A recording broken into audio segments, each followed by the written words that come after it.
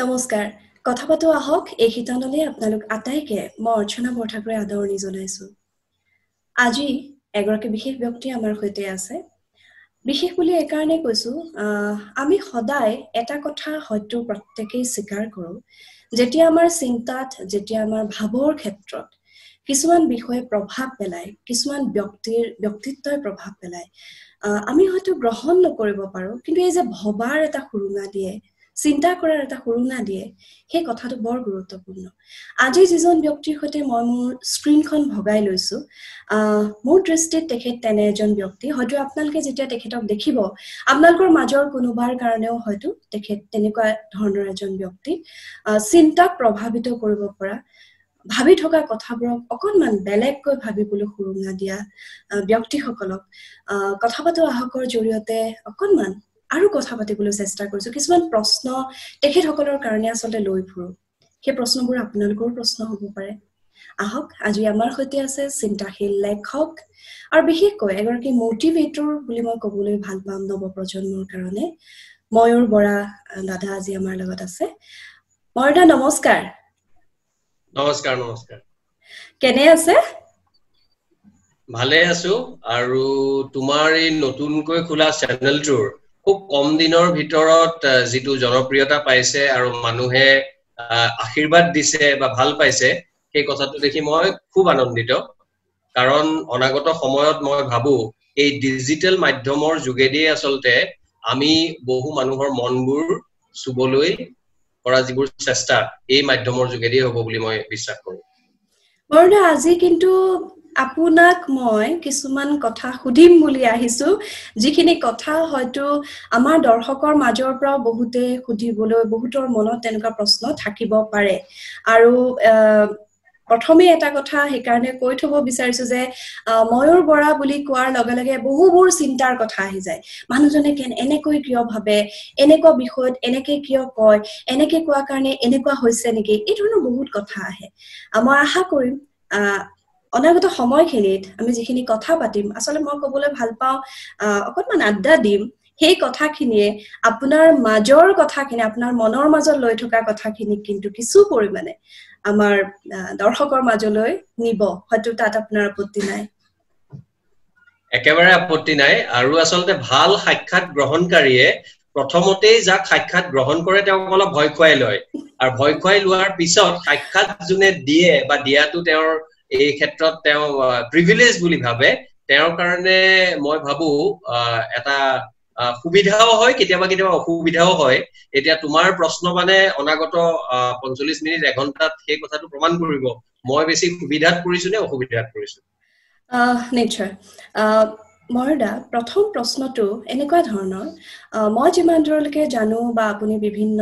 সভাই সমিতিয়ে যেতিয়া কয় প্ৰথম পৰ্যায়ৰ পৰা আহিছো দেই আপোনাৰ দেউতা এগৰাকী নৈষ্ঠিক ব্যক্তি তেখেত যথেষ্ট সন্মানীয় সমাজত তেখেতৰ যথেষ্ট আদৰ আছিল বা এগৰাকী সন্মানীয় ব্যক্তি তেখেতৰ যিটো পন্থা আপুনি প্ৰথম প্ৰশ্ন আপোনাৰ প্ৰথম কিতাপখনৰ জৰিয়তে যথেষ্টখিনি বিষয় আনিছিলে পথভ্ৰষ্ট হৈছে নেকি শংকৰ সংঘ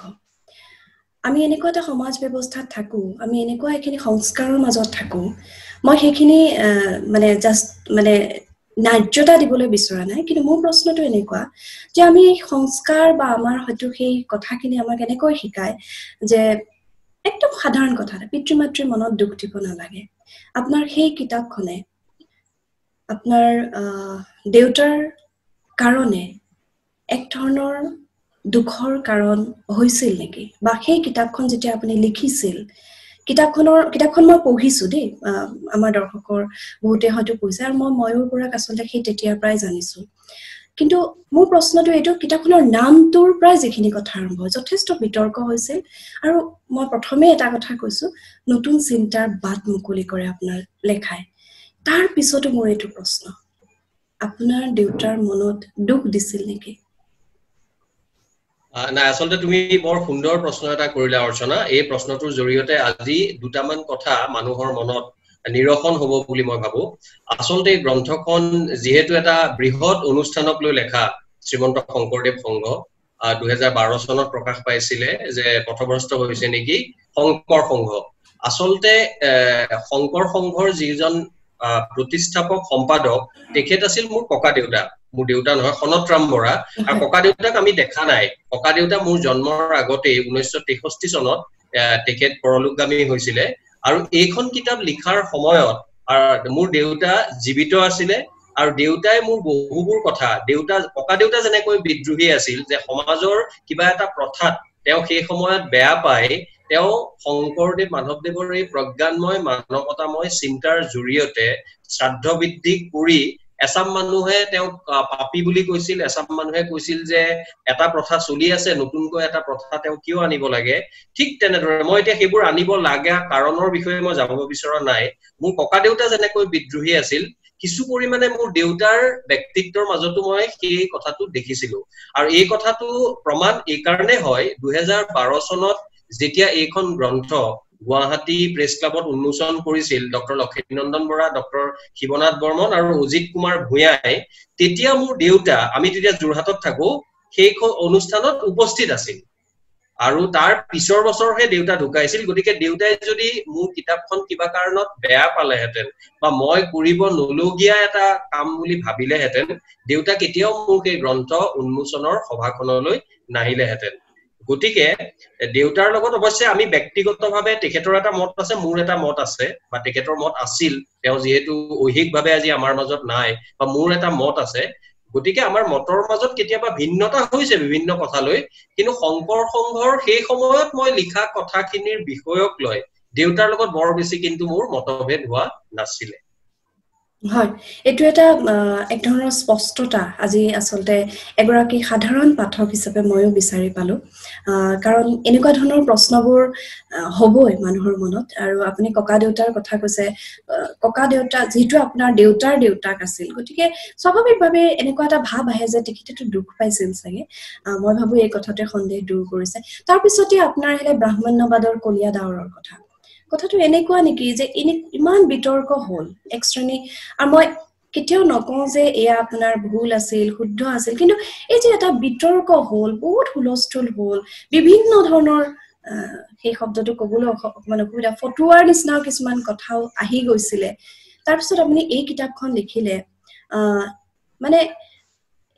কথাটো অকণমান এনেকুৱা নিচিনা হ'লগে নেকি যে আপুনি উনুকিয়াই দিবলৈ চেষ্টা কৰিলে যে কেৱল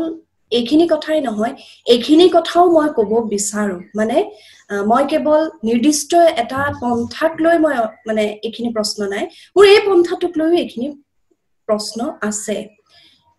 আগৰ কিতাপখনৰ লগত এই কিতাপখনৰ কিন্তু মই তেনেকুৱা ধৰণৰ এটা সামঞ্জস্য বিচাৰি পাওঁ। আপুনি কি ক'ব পাৰে?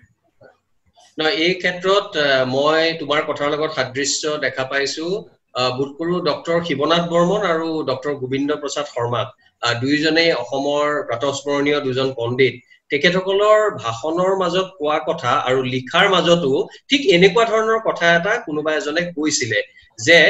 প্ৰথম কিতাপখন আৰু দ্বিতীয় কিতাপখন আচলতে একেখন কিতাপেই হ'ব পাৰিলেহেঁতেন নেকি, বা এজনে হয়তো, মই নামটো পাহৰিলো, এনেকুৱা প্ৰশ্ন কৰিছিল যে শংকৰ সংঘৰ বিৰুদ্ধাচৰণ কৰি, আচলতে মই বিৰুদ্ধাচৰণ কৰা নাছিলো, মই ভাবিছিলো গঠনমূলক সমালোচনা, কিন্তু মোৰ ভাষাটো অলপ চোকা আছিল, কাৰণ মই সেইটো নিজৰ অনুষ্ঠান বুলি ভাবো। মোৰ ককা দেউতা প্ৰতিষ্ঠাপক সম্পাদক আছিল, মোৰ দেউতা প্ৰয়াত ভাৰত চন্দ্ৰ বৰা এটা সময়লৈকে শ্ৰীমন্ত শংকৰদেৱ সংঘৰ লগত জড়িত আছিল, গতিকে মই নিজৰ সংগঠন বুলি ভাবো। গতিকে মই কথাটো এনেধৰণে চাইছিলো, মই যদি সমাজত কাৰোবাক সমালোচনা কৰিব বিচাৰো, পোন প্ৰথমতে কিন্তু মই নিজৰ পন্থাটো, নিজৰ ব্যক্তিত্ব, নিজৰ সমাজখনক প্ৰথম সমালোচনা কৰাৰ নৈতিক সাহসটো মোৰ থাকিব লাগিব। আৰু সেই সমালোচনা কৰাৰ সাহসটো থকাৰ পিছতহে মই অন্য এখন সমাজ, অন্য মানে মই এইটো ক্ষেত্ৰতে কৈছো যে সেইখন সমাজৰ লগত মই ৰীতি নীতি মতে আমি ধৰি লওক বৰ বেছি সংযুক্ত নহয়। গতিকে সেইকাৰণে সেই ব্ৰাহ্মণ্যবাদৰ কথা লিখোতে তাৰ আগতে মই ভাবো মোৰ নিজৰ সমাজখনক, যাৰ লগত মই বেছি সংযুক্ত, বেছি সম্পৃক্ত মনেৰে বা মনন বা হৃদয়ৰ জৰিয়তে সেইখন সমাজক সমালোচনা কৰি লোৱাটো ভাল, বা মোৰ কাৰণে সেইটো বেছি গ্ৰহণীয় কথা বুলি ভাবিছিলো। আৰু সেই কথাত মই আজিও কিন্তু একমত হৈয়ে আছো যে প্ৰথমতে নিজক সমালোচনা কৰিব নোৱাৰিলে আনক সমালোচনা কৰাৰ নৈতিক অধিকাৰ কিন্তু কোনো এজন লেখকৰ বা চিন্তাবিদৰ নাথাকে বুলিয়েই মই বিশ্বাস কৰো। আচ্ছা, মই অলপ বুজি পাইছো কথাখিনি আৰু মোৰ কথাখিনিও আপুনি হয়তো বুজি পাইছে মানে একেখনে কিতাপ হ'ব লাগিব বুলি মই তেনেকে ভবা নাই কিন্তু মোৰ লাগে যে এই যে আপোনাৰ এটা নিৰপেক্ষ স্থিতি মানে বহু ক্ষেত্ৰত আজিকালি এনেকুৱা মানে দেখা যায় যে তথাকথিত প্ৰগতিশীলতাৰ নামত নিজৰখিনিক গ্ৰহণ কৰিব নোৱাৰা নিজৰখিনিৰ বিষয়ে অত্যন্ত অভব্য ধৰণেৰে কোৱা কিন্তু আনৰখিনি খুব বেছিকৈ নিজৰ কৰি লোৱা আমি তেনেকুৱা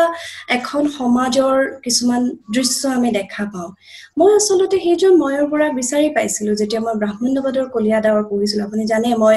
অত্যন্ত গোড়া পৰিৱেশৰ পৰা অহা ছোৱালী গতিকে মই এই স্থিতিটো পাইছিলো যে এই মানুহজন যথেষ্ট নিৰপেক্ষ তেখেতে নিজৰ মানে এইটো পন্থাকো ক'লে আৰু এইটো পন্থাৰো ক'লে আৰু দুয়োটা কিন্তু খুব গঠনমূলক আছিল দুয়োটাৰ ক্ষেত্ৰত আপুনি কোৱা কথাখিনি যথেষ্ট গঠনমূলক আছিল মই আচলতে সেই কথাটোৱে ক'ব বিচাৰিছো এই নিৰপেক্ষ স্থিতিটোৰ কথা মই আপোনাক ক'ব বিচাৰিছো আৰু মোৰ একেবাৰে নিজৰ পৰা যিটো ভাবিছিলো মই সেই কথাটোৱে মই আপোনাক কৈছো আৰু এটা কথা মই এটা কথা খালি কৈ লম যদি তুমি অনুমতি দিয়া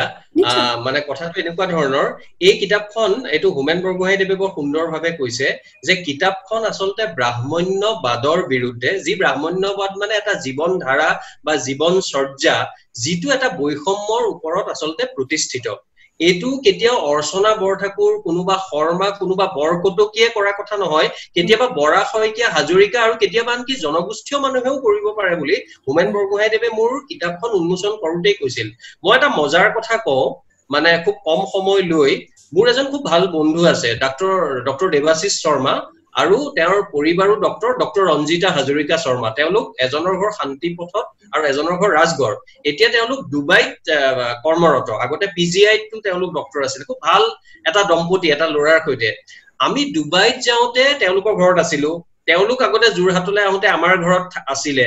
তেতিয়া মোক এজন ভাল পোৱা মানুহে তেওঁ মোক প্ৰশ্ন কৰিছিল যে আপুনি ব্ৰাহ্মণ্যবাদৰ বিৰুদ্ধে লিখে আপুনি আকৌ ডক্টৰ দেৱাশিষ শৰ্মাৰ ঘৰত গৈ থাকে তেওঁ আহি আপোনাৰ ঘৰত থাকে সেই কথাটোৱে মই ক'ব বিচাৰো এইটো আচলতে কোনো এটা কুলৰ বিৰুদ্ধে কোনো এটা জাতিৰ বিৰুদ্ধে নহয় এইটো হল সমাজত চলি থকা বৈষম্যমূলক পৰম্পৰাৰ বিৰুদ্ধে গতিকে মোৰ অধিকাংশ বহু ব্ৰাহ্মণ বন্ধু আছে তেওঁলোকে কিন্তু কেতিয়াও ভুল বুজা নাই আৰু মই ভাবো অসমৰ অধিকাংশ সচেতন যি কুলৰে জন্ম তেওঁলোক নহওক কিয় সচেতন অসমীয়াই কিন্তু মোক ভুল বুজা নাই বুলিয়ে মই নিজক এটা প্ৰাপ্তি বুলি ভাবো হয় সেই কাৰণে মই আপোনাৰ সেই নিৰপেক্ষ স্থিতিটোকে আচলতে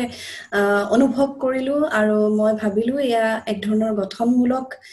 আচলতে আলোচনা আৰু এইখিনি কথা মানুহে আচলতে ভবাৰ খুব প্ৰয়োজন আছে কিন্তু তাৰ পিছত এই দুখন কিতাপৰ পিছত আপুনি আপোনাৰ যিসমূহ কিতাপ আপোনাৰ বোধ কৰো 14খন কিতাপ এতিয়ালৈকে প্ৰকাশ পাইছে মোৰ যদি ভুল হোৱা নাই 14খন অসমীয়া দুখন ইংৰাজীত 16খন হয়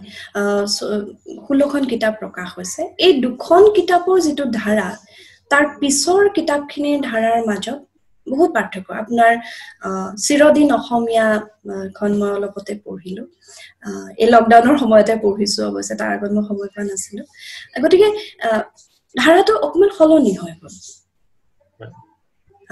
খুব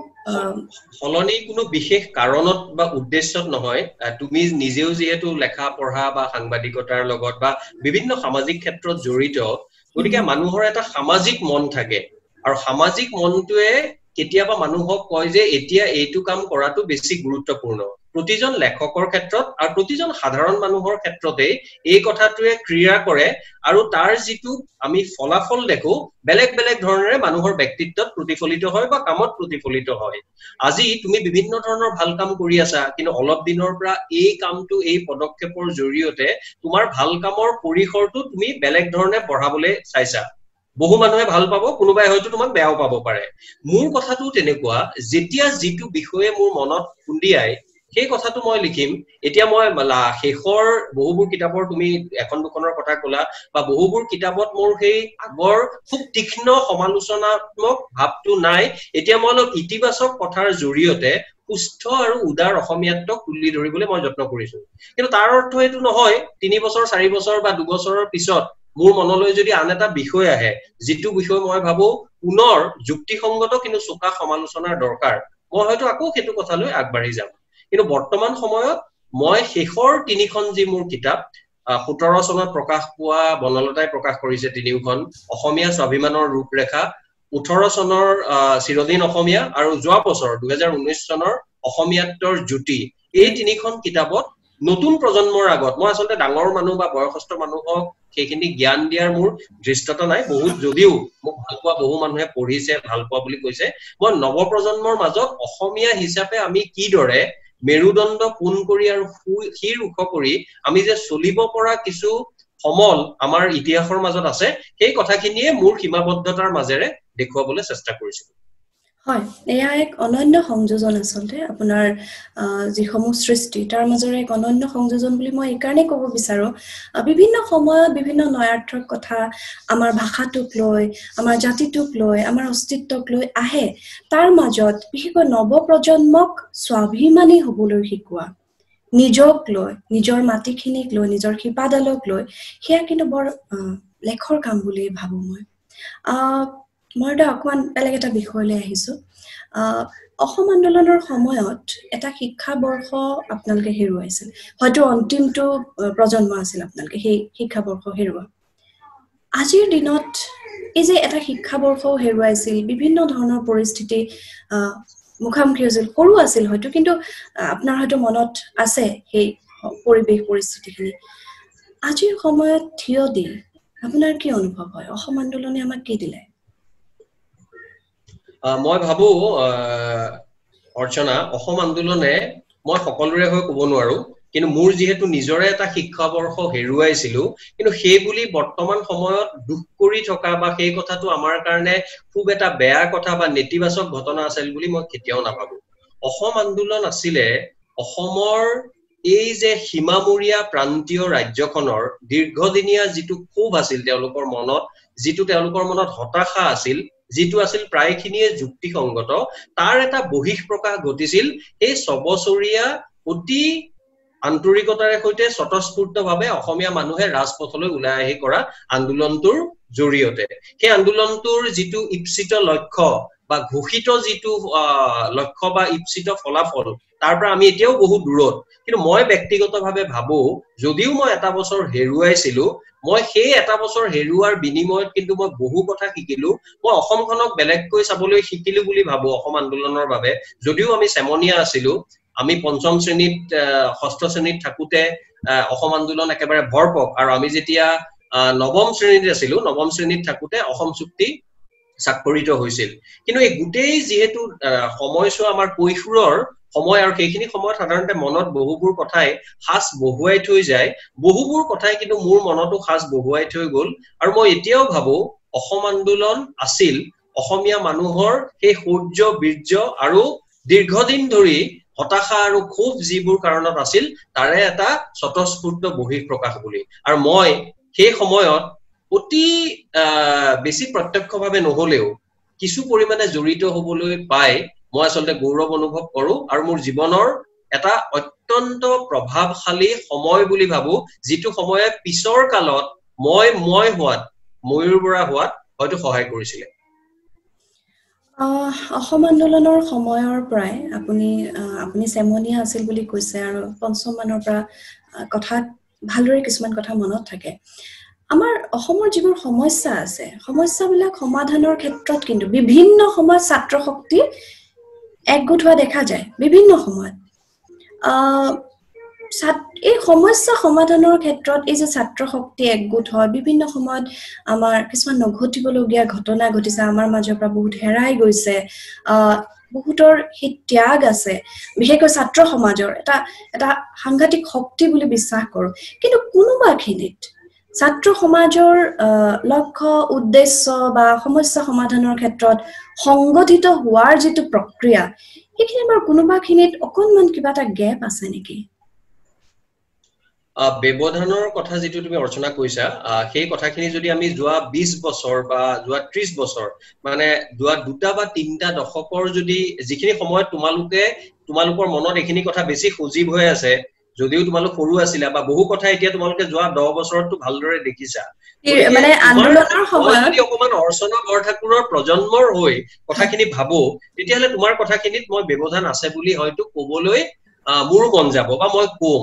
কিন্তু আমাৰ প্ৰজন্ম বা মই অলপ ইতিহাসৰ ছাত্ৰ হিচাপে যদি মই ইতিহাসটো গৰকি চাওঁ যে 1916-17 চনত কৰ্মবীৰ চন্দ্ৰনাথ শৰ্মাই কি কষ্ট কৰি বা কিমান আশাৰে সৈতে লক্ষীনাথ বেজবৰুৱাক কলিকতাৰ পৰা মাতি আনি যে অসম ছাত্ৰ সন্মিলন কৰিছিল তাৰ আগতে মাত্ৰ ভাৰতবৰ্ষৰ ভিতৰত বিহাৰতহে এনে ছাত্ৰ সন্মিলন চেগা চুৰুকাকৈ তেওঁলোকে আৰম্ভ কৰিছিল গতিকে অসম আছিল মূল ৰাজ্যবিলাকৰ ভিতৰত দ্বিতীয় এখন ৰাজ্য আৰু তাৰ পিছৰ পৰা যদি চোৱা প্ৰথম অৱস্থাত অসমৰ ছাত্ৰ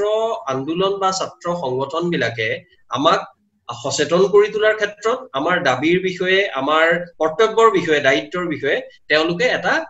বৃহৎ ভূমিকা পালন কৰিছিল আৰু সেই ভূমিকাটোৱে যদি আমি যোৱা 100 বছৰীয়া ইতিহাসলৈ যাওঁ তেতিয়াহলে শেষৰ পৰ্যায়ত বিভিন্ন কাৰণত মই বৰ্তমানৰ নেতৃত্বক কেৱল দুখ দিব বিচৰা নাই হয়তো কিছু ক্ষেত্ৰত তেওঁলোকৰো কিছু দুখ তেওঁলোকে মূৰ পাতি ল'ব লাগিব কিন্তু বহুবোৰ কাৰকৰ প্ৰভাৱৰ বাবে বৰ্তমানৰ নেতৃত্বই হয়তো তুমি ধৰাৰ ভবাৰ দৰে বহু মানুহে ভাবিবলৈ লৈছে মই ভাবো এইটো সেগতে বৰ্তমানৰ ছাত্ৰ সমাজক যোনে নেতৃত্ব দি আছে তেওঁ যিটো দল সংগঠনৰে নহওক কিয় সকলোৰে প্ৰতি মই আহ্বানো জনাব বিচাৰো তোমাৰ এই জনপ্ৰিয় অনুষ্ঠানৰ জৰিয়তে যে নৱপ্ৰজন্মৰ এগৰাকী সাংবাদিকৰ মনলৈ বা এজন চিন্তাশীল মানুহৰ মনলৈ এই চিন্তাটো অহাটো তাৰমানে তেওঁলোকে নিজৰ কামৰ বিষয়ে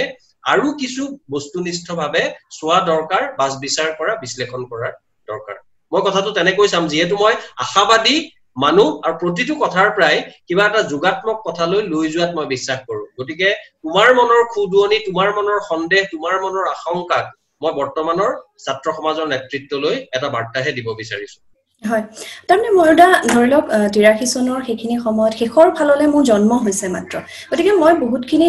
মানে মই মাৰ মুখত শুনো বা তেনেকুৱা ধৰণে মই যিখিনি গম পাওঁ যেতিয়াৰ পৰা ধৰি লওক এটা অকনমান এটা চিন্তাৰে আগবাঢ়িবলৈ শিকিলো তেতিয়াৰ পৰা দেখিছো কোনোবা সময়ত ছাত্ৰ শক্তিক ব্যৱহৃত কৰাৰ দৰেও অনুভৱ হয় সেই আবেগ যেটো যথেষ্ট আবেগেৰে আহে পঞ্চম মানত এটা মিছিলৰ যেতিয়া সন্মুখত মই আছিলো তেতিয়াৰ পৰাই এতিয়ালৈকে বিভিন্ন সময়ত কটন কলেজত পঢ়ি থকা দিনত আপুনি জানেই কটনৰ পৰিবেশ কেনেকুৱা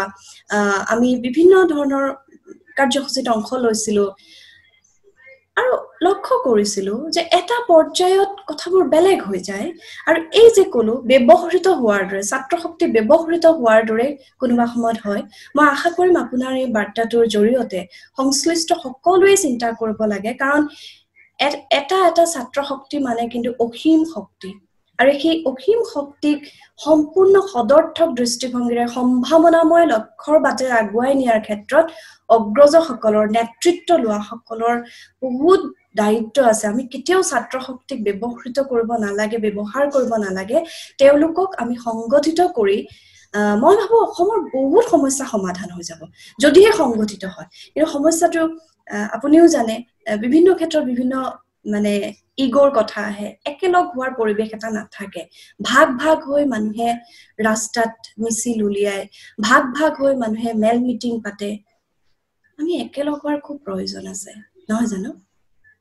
মই আসলতে তুমি বৰ সাংঘাতিক প্ৰশ্ন এটাই কৰিছা 2-3 বছৰ মানৰ আগতে অসমৰ বহু কেইটা বৈদ্যুতিন মাধ্যমৰ যিবোৰ আলোচনা যাক আমি টক শ্ব' বুলি কওঁ মই এই যিটো একতাৰ কথা আৰু এটা ন্যূনতম মানে কমন মিনিমাম এজেন্ডা উমৈহতীয়া ন্যূনতম কিবা এটা কথা লৈ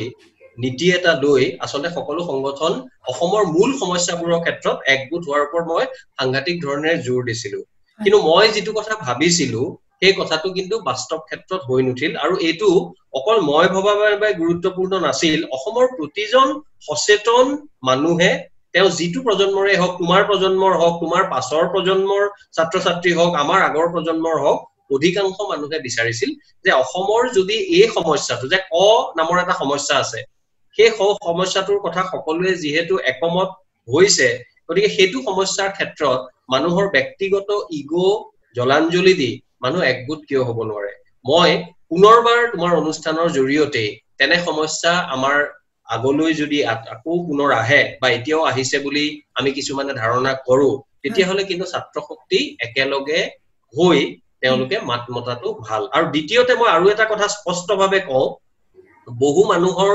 কথা আসলে মোহভংগ হৈছে মই তো এটা ছাত্ৰ সংগঠন বুলি কোৱা নাই সকলো সংগঠনৰে বিপ্লবী বা মই বিপ্লবী মানে এই অৰ্থত কৈছো ৰাজপথত অহিংস উপায়েৰে আন্দোলন কৰা সংগ্ৰামী বহুবোৰ আন্দোলনৰ নেতৃবৰ্গৰ একাংশই দিনত যাৰ বিৰুদ্ধে আন্দোলন কৰে ৰাতি তেওঁলোকৰ লগতে হলিগলি কৰে বুলি এটা কথা কিন্তু সকলো মানুহে কৈ আহিছে শুনি আহিছে গতিকে সকলো মানুহে কোৱা শুনা কথাটো একেবাৰে ভুল বুলি বা এই কথাটো আমি গ্ৰহণযোগ্য নহয় বুলি উৰুৱাই দিব নোৱাৰো গতিকে মই এইটো কথাও অনুৰোধ কৰো যে অসমৰ মানুহৰ যিটো আবেগ আকুলতা তাক হেতালি খেলি এনে ধৰণৰ কাম যাতে নকৰে দৰকাৰ হলে কোনো কাম কৰিবই নালাগে কিন্তু দিনত এটা ৰাতি এটা দিনত বিৰোধিতা ৰাতি মিতিৰালি এই ধৰণৰ যদি কোনোবাই কৰে তেওঁলোকক মই বিৰত থাকিবলৈ অতি বিনম্ৰতাৰে আহ্বান জনাইছো কাৰণ অসমে বহু দেখিলে বহু পালে এনেবোৰ কথা এনেবোৰ নাটক নৃত্য নাটিকা চাবলৈ অসমৰ সচেতন মানুহৰ আৰু বিশেষকৈ নৱপ্ৰজন্মৰ উঠি অহা ল'ৰা ছোৱালীৰ সময়ও নাই ইচ্ছাও থকা অনুচিত বুলি মই ভাবো হয় এইখিনিতে মোৰ আপোনাৰ এটা লেখাৰ কথা মনত পৰিছে আপুনি এটা বিশেষ লেখা লিখিছিল কেতিয়া লিখিছিল ঠিক এতিয়া মনত পৰা নাই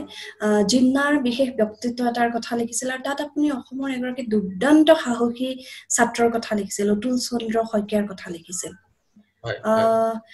মই ভাবো খবৰ কাগজত প্ৰকাশিত সকলো লেখা হয়তো সকলোৱে নপঢ়িবও পাৰে দৃশ্য শ্ৰাব্য মাধ্যমৰ জৰিয়তে কিন্তু অকনমান সহজে যায় যেন মোৰ লাগে আপুনি অকনমান সেই লেখাটোৰ বিষয়ে এই অতুল চন্দ্ৰ শইকীয়া নামৰ সেই দুৰ্দান্ত সাহসী ছাত্ৰজনৰ বিষয়ে অকনমান ক'ব নেকি মই খুব আনন্দিত হ'ম গৌৰৱান্বিত হ'ম তেখেতৰ কথা সুৰিবলৈ পাই কাৰণ প্ৰায়বোৰ সভা সমিতিটো মই তেখেতৰ কথা কওঁ প্ৰথম অৱস্থাত মই এটা কথা কৈ ল'ব বিচাৰো অতুল চন্দ্ৰ শইকীয়াৰ মাতৃ আছিল এনে এগৰাকী ব্যক্তি যি গৰাকী ব্যক্তিক কম বেছি পৰিমাণে সচেতন অসমীয়া মানুহে চিনি পায় মানে চন্দ্ৰপ্ৰভা শইকীয়ানীৰ একমাত্ৰ সন্তান আছিল অতুল শইকীয়া এই অতুল শইকীয়া যেতিয়া কলিকতাত থাকে 1946 চনৰ 16 আগষ্টত মোহাম্মদ আলী জিন্নাই মানে ভাৰতৰ স্বাধীনতাৰ এবছৰৰ আগতে ডাইৰেক্ট একচন ডে তাৰমানে প্ৰত্যক্ষ সংঘৰ্ষ দিৱস ঘোষণা কৰিছিল আৰু এই দিৱসৰ তাৎপৰ্য আছিল যে আমাক পাকিস্তান এতিয়া লাগিবই আমি লমেই আৰু এই কথাটো ঘোষণা কৰাৰ পিছতে কলিকতা মহানগৰীত হিন্দু মুছলমানৰ মাজত সাংঘাতিক ধৰণৰ এক ৰক্তক্ষয়ী সংঘৰ্ষ হয় আৰু সেই সংঘৰ্ষত তুমি জানিবা যোৰহাটৰ কবি প্ৰখ্যাত কবি অমূল্য বৰুৱা তেখেত তাতে ঢুকাই মানে তেখেত নিহত হয় আৰু তেওঁৰে আন এজন বন্ধু আনন্দ ফুকন তেওঁ নিহত হয় অমূল্য বৰুৱাৰ আসলতে মৃতদেহটো বিচাৰি পোৱা নগৈছিল এই তেনে সময়ত 16 আগষ্টৰ 17 আগষ্টৰ এনেকুৱা এটা দিনত কলিকতা আকাশবাণীৰ পৰা অসমীয়া যিটো ভাষাৰ এটা অনুষ্ঠান হৈছিল আধা ঘণ্টাৰ বাবে আৰু সেই অনুষ্ঠানৰ দায়িত্ব দিয়া হৈছিল তিনিজন অতি প্ৰথিতযশা অসমীয়াক উবেদুল লতিফ বৰুৱা কমল নাৰায়ণ চৌধুৰী আৰু পুৰুষোত্তম দাস তিনিওজনে এতিয়া প্ৰয়াত কিন্তু প্ৰাতঃস্মৰণীয় ব্যক্তি এই তিনিজন ব্যক্তিৰ ভিতৰত মোৰ যতদূৰ মনত আছে 16 তাৰিখৰ দিনা আমাৰ পুৰুষোত্তম দাস আৰু কমল নাৰায়ণ চৌধুৰীৰ ওপৰত দায়িত্বটো আছিল যে আধা ঘণ্টাৰ অনুষ্ঠানটো কৰিব লাগে কিন্তু সেইদিনা কলিকতাৰ যিটো অৱস্থা শ হাজাৰ হাজাৰ মৃতদেহ পৰি আছে তেওঁলোকে নিজৰ ঘৰৰ পৰা ওলাই আকাশবাণীলৈ যাব নোৱাৰিলে আৰু তেওঁলোকে নিজেও ভাবিলে যে এইটো অনুষ্ঠানটো আজি আৰু নচলে কিন্তু অসমীয়া মানুহৰ বাবে এক বজ্ৰপাতৰ খুব যোগাত্মক আহি ওলাল অতুল চন্দ্ৰ শইকীয়া আকাশবাণীলৈ গৈ অসমীয়া অনুষ্ঠানটোৰ জ্যোতি পৰিব নিদিলে দুৰ্দান্ত সাহসী তেওঁ এজন ছাত্ৰ আৰু সেই ছাত্ৰজনে অসমীয়া অনুষ্ঠানটো চলাই লৈ গ'ল আৰু তাৰ পিছদিনা তেওঁ যেতিয়া অমূল্য বৰুৱাৰ মৃতদেহ বিচাৰি কলিকতাত ঘূৰি ফুৰিছিল তেতিয়া তেওঁ সহায় কৰিবলৈ আহিছিল তেওঁৰ আন এজন বন্ধু আৰু অসম গৌৰৱ শিল্পী ডক্টৰ ভূপেন হাজৰিকা তেতিয়া বেনাৰস হিন্দু বিশ্ববিদ্যালয়ৰ ছাত্ৰ আছিল তেওঁ কিবা কাৰণত কলিকতালৈ আহিছিল গতিকে সেই ভূপেন হাজৰিকা আৰু অতুল শইকীয়াই এই অমূল্য বৰুৱাৰ মৃতদেহটো 16 আগষ্টৰ পিছৰ দিনা কলিকতাত বিচাৰিছিল যদিও মৃতদেহটো বিচাৰি পোৱা নগল কিন্তু অতুল শইকীয়াই তাৰ আগদিনা এই অনুষ্ঠানটো অব্যাহত ৰাখি মই ভাবিছিলো অসমীয়া সাহস সৌৰ্য বীৰ্যৰ প্ৰমাণ দি থৈ গৈছে কিন্তু সেই অতুল শইকীয়াক আমি যে পাহৰি পেলালো সেই কথাটোলৈ মই কেতিয়াবা মোৰ মনটো বেয়া লাগে মই কেতিয়াবা কেতিয়াবা ক্ষোভিত হওঁ আৰু সেইবাবেই মই সেই কথাটো লিখিছিলো আৰু তেওঁ আসলতে পিছত গৈ ডাঙৰ শ্ৰমিক নেতা হৈছিল তেওঁ গুৱাহাটী সমষ্টিৰ পৰা বিধায়ক হৈছিল কিন্তু বিধায়ক বহু মানুহ হয় শ্ৰমিক নেতাও হয় কিন্তু আটাইতকৈ গুৰুত্বপূৰ্ণ কথা ছাত্ৰাৱস্থাতেই মানুহক এক ধৰণৰ দৃষ্টান্ত দিব পৰা সাহস আৰু এক ধৰণৰ সাংঘাতিক যিটো ত্যাগ আৰু সেই গোটেইখিনি কথা অতুল শইকীয়াৰ জীৱনৰ মাজত আমি দেখিবলৈ পাওঁ সেই কথাখিনি মই লেখাটোৰ জৰিয়তে লিখিছিলো আসলে মই প্ৰশ্নটো সেই কাৰণে কৰিলো কাৰণ মই লেখাটো পঢ়িছিলো আৰু মোৰ লাগে এই কথাসমূহ সৰ্বস্তৰৰ অসমীয়া বা অসমীয়াক ভাল পোৱা বা সকলোৱে এই কথাখিনি জনা উচিত আৰু মোৰ এই অনুষ্ঠানটোৰ প্ৰচেষ্টা আসলে সেইটোৱে যাতে আমি আমাৰ শিপাডাল ভালকৈ চিনি পাওঁ আমি কিমান ঐশ্বৰ্যশালী সেই কথাটো যাতে আমি অনুভৱ কৰিব পাৰো সেই কাৰণে আসলে মই কথাখিনি পঢ়াৰ পিছতো মই আপোনাৰ জৰিয়তে মোৰ মানে দৰ্শকসকলক জনোৱাটো বিচাৰিছিলো ধন্যবাদ মৰুদা অকণমান বেলেগ এটা কথালৈ আহিছো আপুনি বিভিন্ন শিক্ষানুষ্ঠানত পঢ়াৰ সুযোগ পালেহেঁতেন আপুনি যথেষ্ট মেধাৱী এগৰাকী ছাত্ৰ হিচাপে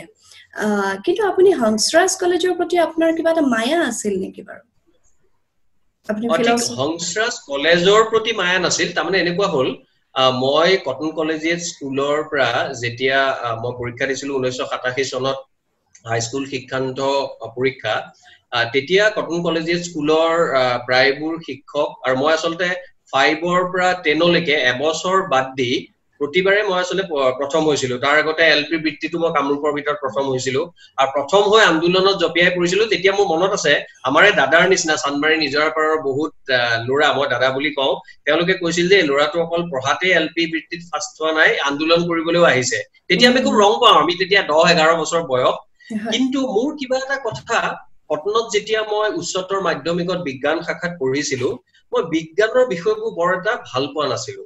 তাৰ পৰিৱৰ্তে মোৰ ইতিহাস সাহিত্য এনেবোৰ কথা ভাল লাগিছিল কিন্তু আগতে এনেকুৱা আছিলে মই মা দেউতাৰ একমাত্ৰ সন্তান আৰু গতিকে মা দেউতাই ভাবিলে যেহেতু ভাল ৰিজাল্ট মেট্ৰিকত হ'ল গতিকে তেওঁ কটনত উচ্চতৰ মাধ্যমিকত বিজ্ঞান শাখাতে পঢ়া উচিত মোক স্বাভাৱিক সেই সময় সকলো অভিভাৱকে ভাবে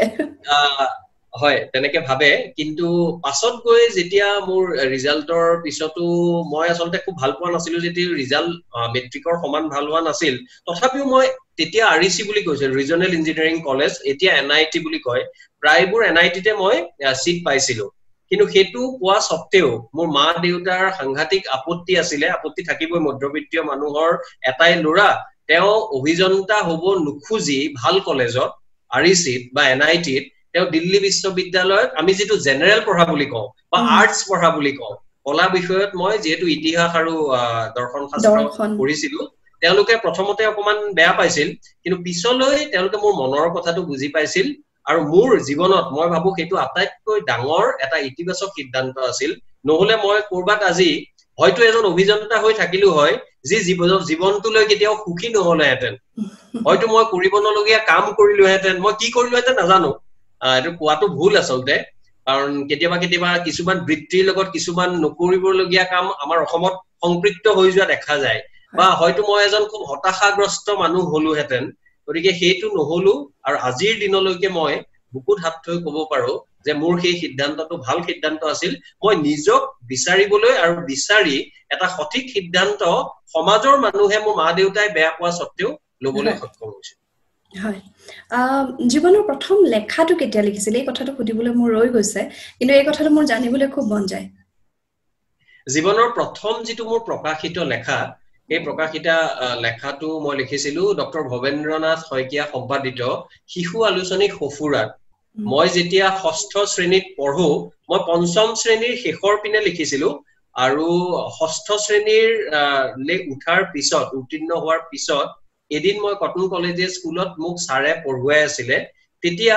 ডাক পিয়নজনে এই পোষ্ট অফিচৰ যিজন ডাক পিয়ন বুলি কওঁ তেওঁ এখন আলোচনী লৈ আহিছিল এখন নে দুখন আৰু আহি পেলাই সাৰক ৰখাই মোক দিছিলে আৰু সাৰেও মোক সাংঘাতিক ধৰণে অনুপ্ৰেৰণা দিছিলে আৰু সকলোৰে আগত কৈছিলে যে ময়ূৰে 6 তেতিয়া 6 বুলিয়ে কৈছে আৰু ষষ্ঠ শ্ৰেণীত থাকোতে এই লেখাটো লিখিছে আৰু লেখাটো ডক্টৰ ভবেন্দ্ৰনাথ শইকীয়া সম্পাদিত সফুৰাত প্ৰকাশ হৈছে গতিকে সেইটো মোৰ প্ৰথম লেখা আৰু সেই লেখাটো যি ধৰণে মই আনন্দৰাম বৰুৱাৰ বিষয়ে এটা প্ৰবন্ধ লিখিছিলো মানে মোৰ দৃষ্টিৰে আৰু মই পঞ্চম শ্ৰেণীৰ এজন ছাত্ৰই আনন্দৰাম বৰুৱাৰ কথা কি ভাবে সেই ধৰণে মই লিখিছিলো আৰু লেখাটো যি ধৰণে আহি মোৰ হাতত পৰিল এই কথাটোই আসলতে মোক সাংঘাতিক ধৰণে অনুপ্ৰেৰণা দিছিলে স্কুলত সকলো শিক্ষাৰ্থী বন্ধুৰ আগত আৰু বন্ধুৱেও খুব ভাল পাইছিলে কোনোবাই জুকাইছিল ই লিখক হল এই ষষ্ঠ শ্ৰেণীৰ ল'ৰাৰ যেনেকুৱা হ'ব আৰু কিন্তু গোটেই কথাটো মোৰ বাবে সাংঘাতিক ধৰণৰ যোগাত্মক এটা কথা আছিল প্ৰেৰণা সঞ্চাৰী এটা কথা আছিল সঁচাকে আৰু লেখাটো প্ৰকাশ হোৱাৰ পিছত সেই যে এটা মান্যতা দিয়াৰ যিটো কথা নহয় আলোচনীখন আপোনাৰ হাতত পৰা আপোনাৰ শিক্ষাগুৰুৱে আপোনাক অনুপ্ৰাণিত কৰা আচলতে এই কথাবোৰে কিন্তু আমাক মানে সকলো নয়াৰ্থকতাক মুহাৰি থৈ সদৰ্থক দিশত আগবাঢ়িবলৈ আমাক যথেষ্ট অনুপ্ৰাণিত কৰে আৰু সেইটো বয়সত আমাৰ এটা সেইখিনি সময়ত আমাৰ বহুতখিনি পৰিৱৰ্তন হয় চিন্তাৰ পৰিৱৰ্তন হয় আমি অকণমান নতুন ধৰণে পৃথিৱীখন চাবলৈ বিচাৰো তাত যদি অনুপ্ৰেৰণাৰে আগবাঢ়িব পাৰে মই ভাবো সেয়া এক ধৰণৰ আশীৰ্বাদ আৰু আপুনি সেই আশীৰ্বাদেৰে যথেষ্ট পুষ্ট মৰুদা আপোনাৰ ব্যক্তিত্বৰ মাজত 2012 চনৰ পিছৰ পৰা যিখিনি সময়ত আমি আপোনাক লগ পাইছো বা বিভিন্ন সময়ত মেলে মিটিঙেও দেখিছো আপুনি এতিয়ালৈকে অসমৰ বহুবোৰ শিক্ষানুষ্ঠানলৈ মহাবিদ্যালয়লৈ আপুনি আমন্ত্ৰিত হৈছে বিভিন্ন ঠাইত হয়তো আমিও বক্তৃতা শুনিছো মই এটা কথা লক্ষ্য কৰো মানে আমাৰ এটা কথা থাকে ন বিভিন্ন বয়সৰ মানুহৰ লগত থকা আন্তৰিকতাৰ কথা থাকে মোৰ লাগে আপোনাৰ নৱ প্ৰজন্মৰ সৈতে আপোনাৰ আন্তৰিকতাটো অকণমান সুকীয়া ধৰণৰ আপুনি যেন এগৰাকী বন্ধুৰ দৰে আচৰণ কৰে বহু সময়ত নৱ প্ৰজন্মৰ প্ৰতি আপোনাৰ এই আন্তৰিকতা আপোনাৰ এই অনুপ্ৰেৰণাদায়ক যিখিনি কথাটো এনেকুৱা ধৰণৰ নেকি যে কোনোবাখিনি নৱ প্ৰজন্মই অকণমান সেইখিনি বিচাৰে কাৰণ তেওঁলোকৰ চিন্তাৰ পৃথিৱীখনত বহুত নতুন নতুন কথা থাকে আমাক কোনোবা এজন লাগে যে আমাক কনফাৰ্ম কৰিব পাৰে যে তোমাৰ চিন্তাখিনি মই বুজিছো উপলব্ধি কৰিছো কোনোবা ক্ষেত্ৰত লাগে আপুনি সেই দায়িত্বটো পালন কৰি আছে আপুনি কেনেকৈ ভাবে বাৰু না মই পালন কৰিবলৈ চেষ্টা কৰো কিন্তু তাৰ আগতে মই আৰু এটা কথা ক'ব বিচাৰো নৱ প্ৰজন্ম বুলি ক'লেই সাধাৰণতে অসমৰ প্ৰায়বোৰ প্ৰতিষ্ঠিত প্ৰায়বোৰ সকলো নহয় লেখক চিন্তাবিদে কিন্তু অতি নেতিবাচক কথা কৈ কেতিয়াবা উৰুৱাই দিয়ে যে আজিৰ নৱ প্ৰজন্ম যেন সম্পূৰ্ণ ধ্বংস হ'ল কিন্তু মই ইতিহাসৰ ছাত্ৰ হিচাপে জানো অসমীয়া সমাজৰ বা যিকোনো এখন সমাজৰ ঐতিহাসিক যিবোৰ যোগাত্মক সমল আছে যি সমলে আমাক স্বাভিমানী কৰি তুলিব পাৰে সেই সমলক যদি আমি নতুন প্ৰজন্মৰ সচেতন আৰু শিপা বিচৰা চামটোক যদি আমি দিব নোৱাৰো কাৰণ পাঠ্যক্ৰমত তেওঁলোকৰ বুৰঞ্জীও নাই ভূগোলো নাই তেতিয়াহলে কিন্তু অসমীয়া জাতিৰ ভৱিষ্যত অসমীয়া স্বাভিমানৰ ভৱিষ্যত উজ্জ্বল নহয় বুলি মই ভাবো গতিকে মই ভাবো মই এজন স্বাৰ্থপৰ অসমীয়া আৰু মোৰ সেই অসমীয়া স্বাৰ্থপৰ অসমীয়া বাবে মই নৱপ্ৰজন্মৰ হাতত মই যিখিনি কথা জানো আৰু মই যিসকল চিন্তাবিদ লেখকৰ কথা কৈছো পণ্ডিতৰ কথা কৈছো তেওঁলোকতো মোৰ তুলনাত বহু ডাঙৰ পণ্ডিত বহু কথা জানে তেওঁলোককো মই অনুৰোধ জনাও যে নৱপ্ৰজন্মক এৰি কিন্তু আমি চলাটো অনুচিত আৰু নৱপ্ৰজন্মৰ 100 জনৰ মাজত 20 জন 30 জনে যদি তেওঁলোকে নকৰিবলগীয়া কাম কৰিছে বা তেওঁলোকে নিজৰ যিখিনি ইতিহাস ভূগোল বা নিজৰ সংস্কৃতি কৃষ্টিৰ কথা যদি জানিবলৈ বিচৰা নাই তাৰ বাবে আমি গোটেই নৱপ্ৰজন্মক আজুৰি আনি সমগ্ৰ নৱপ্ৰজন্ম অসমীয়া এতিয়া বেয়া হ'ল অসমীয়া পঢ়িব নাজানে এনেকুৱা ধৰণৰ কথাৰে সৈতে তেওঁলোকক হতাশাগ্ৰস্ত কৰাৰ নৈতিক অধিকাৰ আমাৰ নাই আৰু সেই কথাটো মোৰ মনত খুব স্পষ্টভাৱে মই তেনেকুৱা কাম নকৰো আৰু এটা অকমান এইখিনতে অলপ আমোদজনক কথাই হয় মই যেতিয়া সাধাৰণতে লিখাবোৰ বা তুমি প্ৰথমতে সমালোচনাত্মক কিতাপ কেইখনৰ কথা ক'লা আৰু টেলিভিছনত আজি তোমাৰ ইয়াত যেহেতু আমি যথেষ্ট সময়লৈ কথা পাতিছো লাহে লাহে কৈছো টেলিভিছনৰ টকশ্বত মই যি ধৰণে কথা কওঁ বা মেল মিটিঙত মই যি ধৰণে কথা কওঁ মই অকমান খৰকৈ কথা কোৱাৰ মোৰ এটা স্বভাৱ আছে মানে মই ভাবো যে সোনকালতে বহুখিনি কথা যিমান পাৰি সামৰি ল'ব পাৰিলে ভাল হয় লাভৰ মূৰত কি হয় মোৰ যিটো ভাৱমূৰ্তি অধিকাংশ নৱপ্ৰজন্মই হওক বা আন প্ৰজন্মৰ মানুহেই হওক তেওঁলোকে মোক ভাবে সাংঘাতিক এজন খঙাল মানুহ এই মানুহজন বৰ কাৰা মানুহ আৰু এই মানুহজনৰ লগত যেন কোনো ধৰণৰ হাঁহি ধেমালি নহব কিন্তু মোক যোনে ব্যক্তিগতভাৱে যিসকল মানুহে লগ পায় নৱপ্ৰজন্মই হওক বা আন প্ৰজন্মই তেওঁলোক প্ৰথম অৱস্থাত আচৰিত হয় তেওঁলোকে কয় বহুতে যে আপোনাকতো এনে ধৰণেৰে ভাবিছিলো আপুনি হাঁহি ধেমালিও কৰে নেকি বা এনেকুৱা ধৰণৰ কথাও কৰে নেকি গতিকে মোৰ অকল টেলিভিছনৰ পৰ্দাত ওলোৱা এই 2 মিনিটৰ ভিতৰত কিবা এটা সিৰিয়াস বিষয়ৰ ওপৰত ক'ব লগা সময়ত মোৰ মুখমণ্ডলত যিখিনি কঠোৰতা ফুটি হয়তো উঠে তাৰ বাবে কিন্তু ময়ূৰ বৰাৰ সামগ্ৰিক ব্যক্তিত্বটো তেনেকুৱা বুলি ভাবি ল'ব নালাগে বুলি মই ভাবো আৰু সেই কাৰণে মই ভাবো নৱপ্ৰজন্মৰ মানুহে মোৰ ওচৰলৈ আহি মোৰ লগত কথা পাতি তেওঁলোকে আনন্দিত অনুভৱ কৰে আৰু মই আজিৰ এটা উদাহৰণ দিছো আজি দৈনিক অসমত এগৰাকী ছাত্ৰীয়ে বিদেশত কেনে আছে অসমীয়া বুলি এটা শিতান চলি আছে তাত লতিকা দাস বুলি এগৰাকী ছাত্ৰীয়ে এষ্টনিয়া এই Baltic province Estonia Latvia Lithuania মানে ৰাছিয়াৰ পৰা ফাটি গৈ 2019 মই চনটো পাহৰিলো 98 নে 99 চনত বেলেগ ৰাষ্ট্ৰ হৈছিল তাত তেওঁ PhD কৰি আছে মই কথাটো গম পাই তেওঁৰ লগত ইমেইলটো দিয়া আছিল যোগাযোগ কৰিলো আৰু আজি তেখেতৰ লগত মই বহুখিনি কথা বতৰা পাতিলো মোৰ জানিবলৈ মন গল যে এষ্টনিয়াৰ নিচিনা এখন দেশত এতিয়া 4-5 গৰাকী অসমীয়া ছাত্ৰীয়ে আৰু এনেকুৱা ছাত্ৰীও আছে যি অসমীয়া বিভাগত তেওঁ গুৱাহাটী বিশ্ববিদ্যালয়ৰ পৰা MA কৰি এতিয়া তেওঁ সংস্কৃতি বিষয়ক তাত গৱেষণা কৰি আছে গতিকে মোৰ নিজৰো স্বাৰ্থ আছে মোৰ নিজে জানিবৰ মন যায় অসমীয়া ল'ৰা ছোৱালীয়ে ক'ত কি ভাল কাম কৰি আছে সেই কথাবোৰ মই অলপ খেদি ফুৰো আৰু সেইবাবে হয়তো তেওঁলোকেও মোক বৰ এটা ভুল নুবুজে মই ভাল পাওঁ বুলি নকওঁ বৰ এটা হয়তো ভুল নুবুজে হয়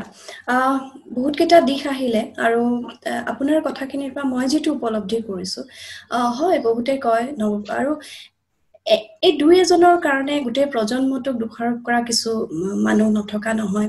মই এটা কথা বিশ্বাস কৰো এই যে দুখ বা কিবা ভাল বা বেয়াৰ যেটো কথা এটো বৰ আপেক্ষিক কথা বহু সময়ত আৰু কি পৰিস্থিতিত আসলে তেওঁ কামটো হয়তো আমি অকন সমালোচনা কৰিব পাৰো কিন্তু তাৰ কাৰণে সেই লৰাজন বা ছোৱালীজনীক আমি কেতিয়া দুখী বুলি ক'ব নোৱাৰো এটো এক ধৰণৰ বৰ শুদ্ধ কথা বুলি মই নাভাবো আৰু এই ক্ষেত্ৰত অভিভাৱকেই হওক বা আমাৰ সমাজ ব্যৱস্থাই হওক বহু ক্ষেত্ৰত দেখা যায় কেতিয়াবা কিবা এটা আহাৰে কাৰোবাৰ ওচৰ চাপি যেতে কিবা এটা জানিবলৈ কিবা এটা বুজিবলৈ নিজৰ বিষয়ে ক'বলৈ সকলোতকৈ ডাঙৰ কথা এজন সহমৰ্মিতা থকা শ্ৰোতা বিচাৰি নাপায় নৱপ্ৰজন্মৰ মাজত বহুতে তাৰ ফলত কি হয় সেই যেটো নিখংগতা সেই যেটো অকলশৰীয়া বোধ বা উপেক্ষিত হোৱাৰ বোধ মানে মোৰ সংগ ভাল পায় নে মাই লাভেবল এই ধৰণৰ কথাবিলাকে তেওঁলোকক ভাৰাক্ৰান্ত কৰে আৰু কেতিয়াবা নকৰিবলগীয়া আচৰণ কৰে মই ভাবো এই গোটেই কথাখিনিৰ পৰা কিন্তু আসলে আমাৰ ব্যৰ্থতাটোহে আহে আমাৰ সমাজখনৰ অভিভাৱকৰ জ্যেষ্ঠ স্থানীয় ব্যক্তিসকলৰ ব্যৰ্থতাৰ কথা মই বেছিকৈ দেখো হয়তো ময়ো অকনমান নৱপ্ৰজন্মৰ প্ৰতি মোৰ দুৰ্বলতা বেছিকৈ আছে মই তেওঁলোকৰ চিন্তা তেওঁলোকৰ কথাবাৰ্তাত ইমান ভাল কাম কৰি থাকে ইমান সুন্দৰ চিন্তা কৰিব পাৰে ইমান ভাল কামত নিজক ব্যস্ত ৰাখিব পাৰে এই কথাবোৰ আমাৰ কাৰণে বহুত আশাদায়ক কথা আৰু আপুনি সেইসকলৰ লগত যথেষ্ট ঘনিষ্ঠভাৱে আছে আন্তৰিকতাৰে ঘনিষ্ঠ হৈছে আৰু মই এনেকুৱা বহুত ল'ৰা ছোৱালীক জানো যি আপোনাৰ কথাৰ দ্বাৰা অনুপ্ৰাণিত হৈছে প্ৰভাৱিত হৈছে মই মোৰ অনুষ্ঠানটো আৰম্ভ কৰা প্ৰথম পৰ্যায়তে মই সেই কথাকেইটা কৈছিলো আৰু এই ব্যক্তিত্বৰে আসলতে এই যে প্ৰভাৱিত কৰিব পৰা অনুপ্ৰাণিত কৰিব পৰা এই কথাটো সকলোৰে মাজতে নাথাকে আৰু সকলোৱে এনেকে কথাবোৰ নাভাবে সকলোৰে ভবাৰ শৈলী পৃথক কিন্তু মানুহৰ প্ৰতি সহমৰ্মী হ'বলৈ মানুহক বুজি উঠিবলৈ মই ভাবো মানুহ বহুত বেছি সুকীয়া নহলেও হয় সাধাৰণ ধৰণে চালেও হয় মৰদা বহুত কথা পাতিছো আপোনাৰ লগত আৰু বহুত কথা পাতিবলৈ থাকি কিন্তু এইখিনি সময়ত আমি এটা সুকীয়া সময়ৰ মুখামুখি হৈছো জীৱনত কেতিয়াও নভবা নিচিন্তা সময়ৰ সন্মুখীন হ'বলগীয়া হৈছে কোভিড-19 এ আমাক বহুত ধৰণে পৰিৱৰ্তন আনিছে আমাৰ মনৰ মাজলৈ আমাৰ চিন্তালৈ বিভিন্ন ধৰণে আপোনাৰ ক্ষেত্ৰত কি বেলেগ কৰিছে বাৰু না মোৰ ক্ষেত্ৰতো মই যেহেতু এজন সামান্য মানুহে গতিকে মোৰ ক্ষেত্ৰতো আসলতে কোভিড-19 পিছৰ যেটো অৱস্থা বা তলা বন্ধ বা লকডাউন আমি বুলি কওঁ সেই লকডাউনে আসলতে প্ৰথম অৱস্থাত অকমান হলেও ঋণাত্মক প্ৰভাৱটো পেলাইছে এক ধৰণৰ হতাশাজনক এটা পৰিস্থিতি পৰিবেশৰ মাজত আছো গতিকে মনলৈ বহু নয়াৰ্থক কথা বা নেতিবাচক কথা আহিছে প্ৰথমতে মই তুমি অলপ আগতে যেটো অতুল শইকীয়াৰ লেখাৰ কথা কৈছিলা সেই লেখাটো মই লকডাউন আৰম্ভ হোৱাৰ কেইদিনমান আগতে লিখিছিলো তাৰ পিছত মই 1.5 মাহ 2 মাহ মান সময় একেবাৰে লিখিব পৰা নাই এতিয়া আকৌ আৰম্ভ কৰিছো দুটা লেখা ইতিমধ্যে মোৰ আমাৰ অসমৰ নিয়মীয়া বাৰ্তা কাকতত কেইদিনমানৰ আগতে ওলাই গৈছে মই দেখিছো এজন লেখা মেলা কৰা মানুহে তেওঁ লেখাৰ লগত যেতিয়া জড়িত হয় তেতিয়া তাৰ পৰা এটা সাংঘাতিক ধৰণৰ প্ৰেৰণা লাভ কৰে আনন্দ লাভ কৰে আৰু এই যে সামগ্ৰিকভাৱে নয়াৰ্থক যিবোৰ হতাশাজনক কথাই আৱৰি থাকে সেইখিনি কথা অতিক্ৰম কৰিবলৈ সক্ষম হয় মই এইখিনি মানে অভিজ্ঞতাৰ ওপৰত কৈছো মই যোৱা 1.5-2 মাহত মই বহুবোৰ নেটফ্লিক্সৰ সিনেমা চালো আৰু বৰ ডাঙৰ ডাঙৰ ভাল মই হিষ্ট্ৰী ষ্টুডেন্ট হিচাপে পুৰণা মেডিয়েভেল ইউৰোপ মেডিয়েভেল আমেৰিকাৰ ডাঙৰ ডাঙৰ যিবোৰ দীঘলীয়া সিৰিজ আছিল এই সিৰিজবোৰো চালো ৰোমান এম্পায়াৰকে হওক স্পাৰ্টাকাছ বিভিন্ন ধৰণৰ চাই পেলাই ভাল লাগিছে মই অতি সুন্দৰভাৱে বনোৱা এখন সিৰিজ বা এখন ছবি চাই মই খুব আনন্দিত কিন্তু তথাপিও যেন মই বিচৰা বস্তুটো কৰবাত পোৱা নাই আৰু যেতিয়া মই লকডাউনৰ মাজত সেই দুটা লেখা আজি 2 সপ্তাহ 1 সপ্তাহৰ আগতে মই লিখিব পাৰিলো তেতিয়া মই সেই হেৰুৱা বস্তুটো বিচাৰি পালো গতিকে অকল মই এজন ক্ষুদ্ৰ লিখক সাধাৰণ এজন মানুহ মই প্ৰতিজন মানুহকে অনুৰোধ কৰো বিশেষকৈ অসমীয়া মানুহক যে এই সময়খিনিয়ে সকলো মানুহৰ মনলৈকে হতাশা আনিছে তেওঁলোকে ৰজাঘৰৰে মানুহ হওক বা একেবাৰে প্ৰজাঘৰৰ লগত সমাজৰ একেবাৰে লাঞ্ছিত দুখীয়া মানুহেই নহক কিয় তুমি নিজেও যেহেতু আৰ্তজনক বিভিন্ন সময়ত সহায় সহযোগ কৰি থকা আমি বাতৰি কাকতত দেখা পাও আমি সামাজিক মাধ্যমৰ যোগেদি দেখা পাও বা মোৰ যিবোৰ নিজা নৱপ্ৰজন্মৰ চেনেল আছে তাৰ যোগেদিও তোমাৰ ভাল কামবোৰ গম পাই থাকো গতিকে ঠিক তেনেকৈ তুমি সেই ধৰণে কামটো কৰি যি ধৰণে আনন্দ পোৱা সেই বহু আনন্দ কিন্তু কেতিয়াবা শ্বপিং মল বা সিনেমা হলে এটা পৰ্যায়লৈকেহে দিব পাৰে গতিকে মোৰ কাৰণে এইটো ডাঙৰ শিকনি হল আমি সাৱধান হৈ থাকিব লাগিব সৰকাৰ বা বিজ্ঞানীসকল বা চিকিৎসকসকলে যিখিনি পৰামৰ্শ দিছে এই পৰামৰ্শবোৰ প্ৰতি দিনে দিনে সলনি হৈ আহিছে কাৰণ নতুন নতুন গৱেষণাৰ বিষয় ওলাই আহিছে আমি সাৱধান হৈ থাকিব লাগিব আৰু তাৰ লগতে খালি অযথা ভয় খাই বা শংকিত হৈ আমি নিজৰ কৰা কামৰ পৰা সম্পূৰ্ণভাৱে আঁতৰি যাব নালাগে কাৰণ এই ৰোগ বা এই ভাইৰাছ হয়তো এদিন নাইকিয়া হ'ব বা ইয়াৰ যিটো স্তূপ বা তীব্ৰতা এই তীব্ৰতা হয়তো কমিব সেই বুলিয়ে মই বলিষ্ঠ আশাবাদত বিশ্বাস কৰা মানুহ হিচাপে মই নিজক বুজাইছো যি ধৰণে 1.5 মাহ 2 মাহ মোৰ নিজকো লাগিছে মই ভাবো অন্যান্য মানুহেও মুঠকে আগতে তেওঁলোকে হয়তো বুজাই লৈছে বা যিসকলে বুজাব পৰা নাই এতিয়াৰ পৰা তেওঁলোকো অলপ আশাবাদী হ'ব হয় বহুত ধন্যবাদ ময়ুৰদা আৰু পিছত নিশ্চয় আকৌ আপোনাক লগ পাম এই কিছুমান বিশেষ বিষয় লৈ আলোচনা কৰাৰ বিভিন্ন থল আছে কিন্তু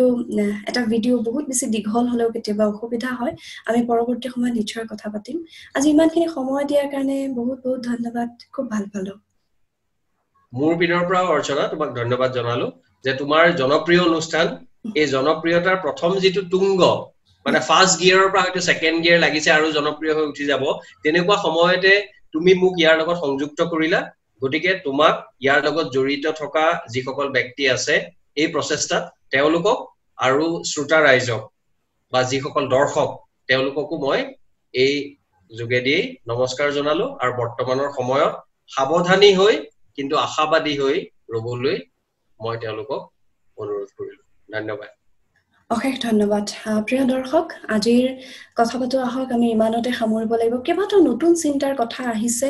আজিৰ ভিডিওটোৰ জৰিয়তে মই আশা কৰোঁ অন্তত এবাৰলৈ ভাবক যদি এবাৰলৈ আপোনালোকে ভাবিব পাৰিছে চিন্তা কৰিছে মই ভাবিম এই ভিডিওটো কোনোবাখিনি অকণমান পৰিমাণে হলেও সফল হৈছে কুশলে থাকক আজিলৈ আহিছো ধন্যবাদ